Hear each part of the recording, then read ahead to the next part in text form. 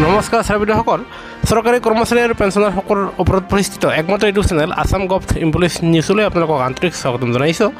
ছাৰবিদসকল ৰাজ্য চৰকাৰৰ অধীনৰ চৰকাৰী কৰ্মচাৰী আৰু পেঞ্চনাৰসকলৰ লগতে কেন্দ্ৰীয় চৰকাৰৰ অধীনৰ চৰকাৰী কৰ্মচাৰী আৰু পেঞ্চনাৰৰ দৰমহা বৃদ্ধি পেঞ্চন বৃদ্ধি আৰু এৰিয়াৰক লৈ হোলীৰ দিনাখনেই সুখবৰ প্ৰকাশ পাইছে। লগতে ভাৰত চৰকাৰে পেঞ্চনাৰৰ বাবে বিশেষ সুবিধা আগবঢ়াইছে আৰু সেই বিষয়ে আমি এই ভিডিঅ'ৰ জৰিয়তে জনাম আৰু যাৰ বাবে চৰকাৰে জাননী আকাৰে সেয়া প্ৰকাশ কৰিছে। আনহাতে ফিক্স মেডিকেল এলাউন্স কেতিয়া বাঢ়িব, 18 মাহৰ এৰিয়াৰ কেতিয়া পাব, আনহাতে কম্পিউটেশ্যন ৰেষ্টৰেশ্যন 15 বছৰ ঠাইত 12 বছৰ কেতিয়া হ'ব সেয়াও কোৱা হ'ব। আপোনালোকে সম্পূৰ্ণ ভিডিঅ'টো চালে খবৰকেইটা জানিবলৈ সক্ষম হ'ব। এইখিনিতে এটা অনুৰোধ, যিসকল ছাৰ বাইদেৱে আমাৰ চেনেলটো ইতিমধ্যে ছাবস্ক্ৰাইব কৰি আদৰি লৈছে তেওঁলোকক আমি অশেষ আন্তৰিক ধন্যবাদ জনাইছোঁ। আনহাতে আপোনালোকৰ ঘৰত যদিহে কোনোবা আপোনাৰ ডিফেন্সৰ পেঞ্চনাৰ, army, CRP, BSF, SSB, ITBP যদি আছে তেনেহ'লে ডিফেন্সৰ কৰ্মচাৰী আৰু পেঞ্চনাৰসকলৰ লগতে আপোনাৰ অসম চৰকাৰৰ অধীনৰ চৰকাৰী কৰ্মচাৰী আৰু পেঞ্চনাৰসকলৰ প্ৰতিটো শেহতীয়া খবৰ তথ্য সহকাৰে পাবলৈ আপোনালোকে নিশ্চয় আমাৰ চেনেলটো যদি এতিয়া ছাবস্ক্ৰাইব কৰা নাই তেনেহ'লে নিশ্চয় ছাবস্ক্ৰাইব কৰিব। আনহাতে কাষত থকা নটিফিকেশ্যন বেলটো টাচ কৰি অল কৰিবলৈ নাপাহৰিব, কিয়নো আপোনালোকৰ এটা লাইক আৰু ছাবস্ক্ৰাইবে আমাক পৰৱৰ্তী ভিডিঅ' প্ৰস্তুত কৰাত উৎসাহ যোগায়। ছাৰবিদসকল, সেয়েহে আমি আপোনালোকৰ সময়ৰ প্ৰতি লক্ষ্য ৰাখি প্ৰথম খবৰটো ক'বলৈ ওলাইছোঁ আৰু এই খবৰটো হ'ল বিশেষকৈ আপোনাৰ পেঞ্চনাৰসকলৰ বাবে হয়। ছাৰবিদসকল, দেশৰ সকলো পেঞ্চনৰ বাবে বিশেষ সুবিধা প্ৰদান কৰিছে আৰু এয়া চাওক জাননী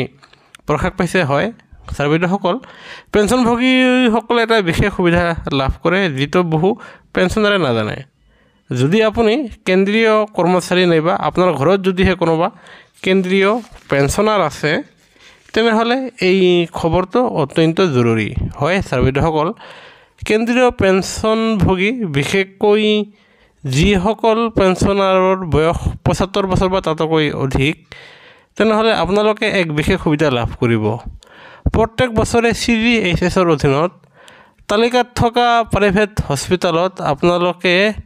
মেডিকেল চেকআপ কৰিব পাৰিব। চৰ্ত এয়াই হ'ব যে প্ৰথমতে আপুনি CGHSৰ ৱেলনেছ চেণ্টাৰৰ CMৰ পৰা ইয়াৰ অৰ্ডাৰ বা আদেশ কপি ল'ব লাগিব। যেতিয়া পেঞ্চনাৰে CGHSৰ ৱেলনেছ চেণ্টাৰৰ CMৰ পৰা আদেশ ল'ব বিচাৰে আৰু ইয়াৰ বাবে মঞ্জুৰি নিদিয়ে, তেতিয়া সংশ্লিষ্ট তালিকাত থকা প্ৰাইভেট হস্পিটেলত আপোনালোকে মেডিকেল চেকআপ কৰিব নোৱাৰে। সেয়েহে এনেধৰণৰ অসুবিধা পেঞ্চনাৰসকলৰ পৰা কেন্দ্ৰীয় চৰকাৰে বাৰে বাৰে পাই আছে। এই কমপ্লেইন কেন্দ্ৰীয় চৰকাৰে লাভ কৰি আছে, য'ত কোৱা হৈছিল যে পেঞ্চনভোগীয়ে সংশ্লিষ্ট প্ৰাইভেট হস্পিটেলত এনুৱেল হেল্থ চেকআপৰ বাবে CGHSৰ ৱেলনেছ চেণ্টাৰৰ CMই মঞ্জুৰি নিদিয়ে। বহুকেইবাৰ এই সমস্যাৰ কমপ্লেইন পাই কেন্দ্ৰীয় চৰকাৰে জৰুৰী জাননী আকাৰে CMক আদেশ দিছে যে যিকোনো পেঞ্চনাৰক এনুৱেল হেল্থ চেকআপৰ বাবে পেণ্ডিং যাতে তেওঁলোকক ৰখা নহয়। পেঞ্চনাৰে যদি মেডিকেল হেল্থ চেকআপ কৰিব বিচাৰে তেন্তে যাতে মঞ্জুৰি দি দিয়া হয়। যদি এই জাননীখন প্ৰকাশ পোৱাৰ পিছতো যদি CGHSৰ CMই আদেশ নিদিয়ে তেন্তে CMৰ ওপৰত বিভাগীয় ব্যৱস্থা গ্ৰহণ কৰা হ'ব। আৰু ইয়াৰ নিশ্চয় ভাল খবৰ। আৰু এতিয়াৰ পৰা ডিফেন্স পেঞ্চনাৰসকলে তেওঁলোকে কেন্দ্ৰীয় পেঞ্চনাৰসকলে CGHSৰ অধীনৰ প্ৰাইভেট হস্পিটেলত এনুৱেল হেল্থ চেকআপ কৰিব পাৰিব। এতিয়া আমি আন এক শেহতীয়া খবৰ দিবলৈ ওলাইছোঁ যে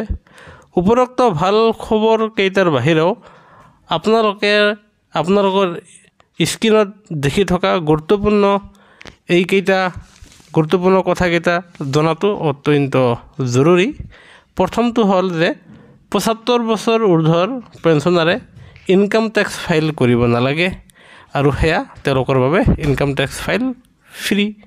ৰখা হৈছে। আৰু যদি বেংক কৰ্তৃপক্ষই টেক্স কৰ্তন কৰিছে তেনেহ'লে আপোনালোকে ITR ফাইল কৰিব নালাগিব। এতিয়া 2 নম্বৰ দৰকাৰী খবৰটো হ'ল 60 বছৰ বা 80 বছৰৰ পেঞ্চনাৰে 60 বছৰৰ পৰা 80 বছৰৰ পেঞ্চনাৰে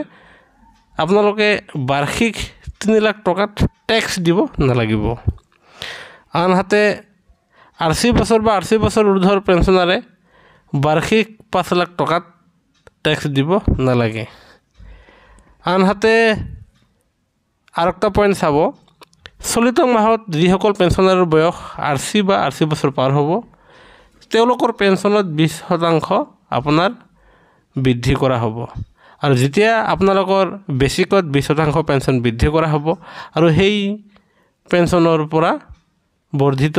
বেছিকত য'ত আপোনালোকৰ 50% দিয়ে গণনা কৰা হ'ব যাৰ ফলত আপোনালোকৰ 20% পেঞ্চনৰ লগতে 50% দিয়ে এই দুটা এইবাৰ বৃদ্ধি পাব আনহাতে তলৰটো চাব 75 বছৰৰ ঊৰ্ধ্বৰ পেঞ্চনাৰৰ যদিহে কমিউটেশ্যন ৰেষ্টৰেশ্যন হোৱা নাই তেনেহ'লে বেংক কৰ্তৃপক্ষক এপ্লিকেশ্যন দি সেয়া প্ৰযোজ্য কৰিব পাৰিব ছাত্ৰসকল এতিয়া আমি আপোনালোকৰ কাৰণে আন এক শেহতীয়া খবৰ দিবলৈ ওলাইছোঁ সেয়া হ'ল কেন্দ্ৰীয় চৰকাৰে জাননী আকাৰে জনাইছে যে যেতিয়া আপোনালোকে বজাৰত কিবা বস্তু কিনা মেলা কৰে তেতিয়া দোকানীয়ে মোবাইল নম্বৰ বিচাৰে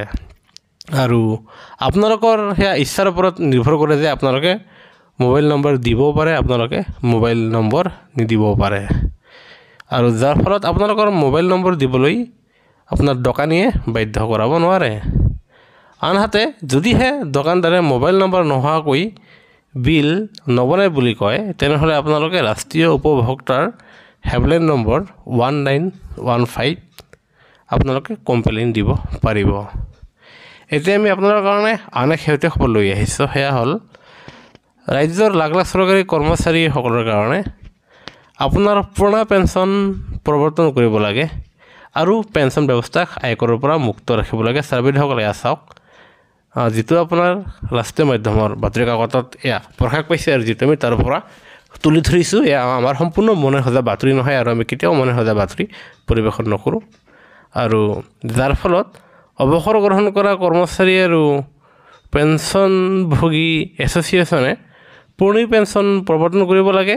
আনহাতে ইয়াতে চাব পুৰণি পেঞ্চন প্ৰৱৰ্তনৰ লগে লগে অষ্টম দৰমহা আয়োগ গঠন কৰিব লাগে আনহাতে পেঞ্চনক আয়োগৰ ব্যৱস্থাৰ পৰা ৰেহাই কৰি দিব লাগে আৰু সেয়েহে আপোনাৰ পেঞ্চনভোগী সংগঠনসমূহৰ লগতে পেঞ্চন এছ'চিয়েশ্যনে ৰাজনৈতিক দলৰ ঘোষণাপত্ৰত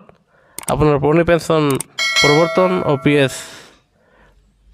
প্ৰৱৰ্তনৰ লগতে আপোনাৰ অষ্টম দৰমহা আয়োগ প্ৰৱৰ্তনৰ আদি বিষয়বস্তু ৰাজনৈতিক দলৰ ঘোষণাপত্ৰত উল্লেখ কৰিব লাগে বুলি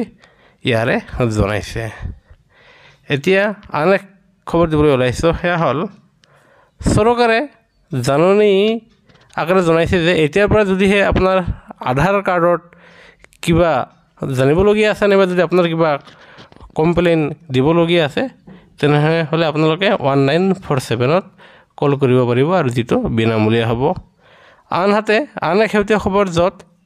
আপোনালোকে বস্তু কিনা মেলা কৰাৰ সময়ত যদিহে আপোনালোকৰ পৰা MRPত যি দাম দিয়া আছে সেই MRPৰ দামতকৈ যদিহে অধিক দাম খোজে তেনেহ'লে আপোনালোকে উপভোক্তা হেল্পলাইন নম্বৰ 1915 কল কৰিব পাৰিব আৰু নাইবা আপোনালোকে হোৱাটছআপ নম্বৰত হোৱাটছআপ কৰিব পাৰিব য'ত 880000 তাৰপিছত আৰু এটা 01915ত আপোনালোকে হোৱাটছআপ কৰি সেই সম্বন্ধে আপোনালোকে কমপ্লেইন দিব পাৰিব এতিয়া আমি ক'বলৈ ওলাইছোঁ যে আপোনালোকৰ মাৰ্চ মাহৰ পেঞ্চন সম্বন্ধে হয় ছাত্ৰসকল কিয়নো এই বৰ্তমানৰ মাৰ্চ মাহটো হ'ল চলিত 2023 বিত্তীয় বৰ্ষৰ শেষৰটো মাহ আৰু যাৰ ফলত আৰু এই বিত্তীয় বৰ্ষ শেষৰটো মাহৰ ক্লজিং ডেট আপোনাৰ 1 এপ্ৰিল তাৰিখে আৰু সেয়েহে আপোনালোকৰ পেঞ্চনাৰসকলৰ পেঞ্চনসমূহ